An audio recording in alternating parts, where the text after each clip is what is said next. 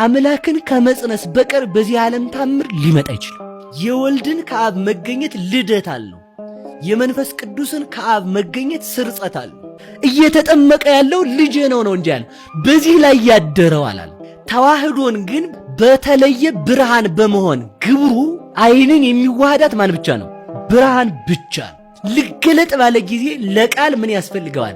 መጽሐፍ እንደሚያስፈልገው ወልድ ሰው ልሁን ባለ ጊዜ ድንግል ማርያምን ለእናትነት የመረጠው ከዚህ የተነሳ ነው። ሰው የሚለውን ስም አካሉ ሳይቀድመው አካሉም ስሙን ሳይቀድመው የአካል የምን ስም ነው አለ? የተረክቦ ስም ነው። ሙት የሆነውን ባህሪያችንን ለማዳን ሕይወት የሆነው እግዚአብሔር ከሥጋ ጋር ተዋህዷል። ኢየሱስ ክርስቶስ ትናንት የሚለው ቅድመ ዓለም ነው። ዛሬ የሚለው ጊዜ ተዋህዶ ነው። እስከ ለዓለም የሚለው እስከ ፍጻሜ ዘመን የለውም። በእጅ የራቀ እንዲያቀርቡበት በወልድ ዓለምን አቅርቧል ብለናል። በእጅ ሀየ እንደሚያደቁበት የዓለምን ጠላት ዲያብሎስን አድቅቆበታል ብለናል። በእጅ የቀረበን እንዲያርቁበት ዲያብሎስን አርቆበታል እኮ ብለናል። የትንሽ ብላቴና ጸነሰች፣ አጸናሃት፣ አልደነገጠችብህም። ሰማይና ምድር ለማይችሉት ጌታ የ15 ዓመት ብላቴና ማህፀን ውስጥ መቀመጥ ምን መባል ነው? አንድነትን የሚያስረዳ ምክሩ ጥበቡ አይለውም ይላሉ ሊቃውንቱ። ልብ ይጣራል።